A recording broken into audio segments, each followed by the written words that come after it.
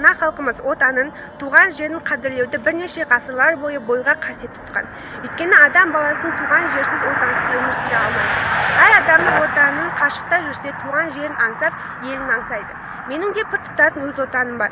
Әркімнің өз жері жұмақ деп асыл сөздердің арасында қаншама мән мағына жатыр десеңші. Менің кіндік қаным тамған жерім қасиетті Меркі жері.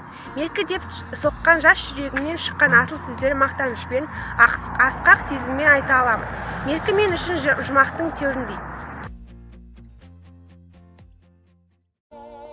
Жауғаш Қырбасұлы Абылай ханның әскери қолбасшысы, елші. Абылай хан оның ерлігін жоғары бағалап жаралы жолбарыс деп атаған. 1754-1756 жылдары Абылай ханның арнайы әскери қолын басқарды. Қытаймен арадағы қатынасты реттеуге қатысқан елші де болды.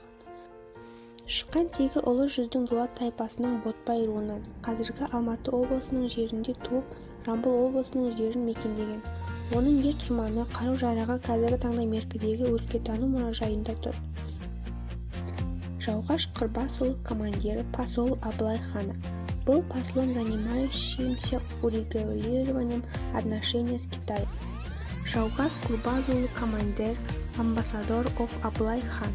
In 2016, a monument to Жауғаш Батыр was built in the context of the Merk.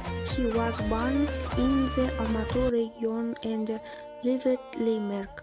His weakest and other thesis are now kept in the local history museum in Merk. Қаракемпір мемориалды кешені қастерлі орын.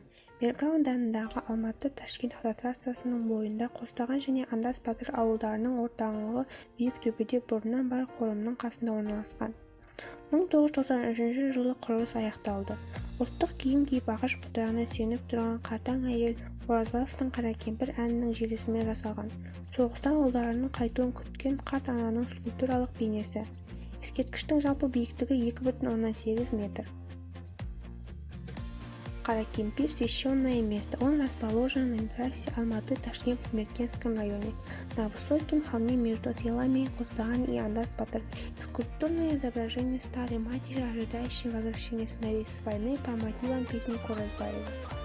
The Каракемпир Memorial Complex is a great place. It is located on the Almaty-Tashkent, today in the Merk, on a hidden hill between the villages of Қостаған and Андас Батыр. A sculptural image of an old mother awaiting the return of his sons from the war based on Orazбаев's song The Black Old Woman.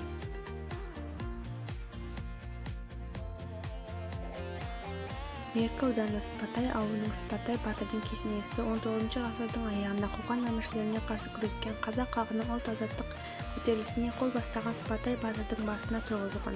Сондықтан да бұл нысанды 2017 жылы рухани жаңғыру бағдарламасы аясындағы Қазақстанның киелі жерлерінің географиясы жобасы бойынша Қазақстанның өңірлік қасиетті нысандар және жергілікті маңызы бар мемлекеттік тарих және мәдениет ескерткіштерінің тізіміне алған. Мавзолей расположен в восточной части села Сыпатай, Меркенского района, на трассе Алматы-Тараз-Бишкек.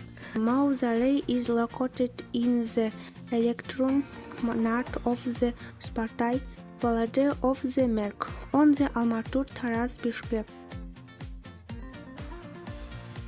Ботпай баба кесенесі Меркі ауданы, Меркі ауылының оңтүстігіне қарай 5 шақырым жерде орналасқан. Құрылыстың көлемі 6,6 метр, жалпы биіктігі 12,15 метр. Ескерткіш күйдірілген кезектен өріліп, іргетасы мәрмәр таспен қапталған. Ескерткіш кешені 2014 жылы батырдың құрметіне арнап орнатылған. Мавзолей Ботпай баба находится в 5 километров к югу от села Меркенского района. Мавзолей воздвигнут в 2014 году в честь героя. Синий треугольник, символ памятника, символизирует единство и процветание 3 племен. Ботпай Баба Mausolei is located 5 km south of the village of Merk. The monument was built of Buket his mother.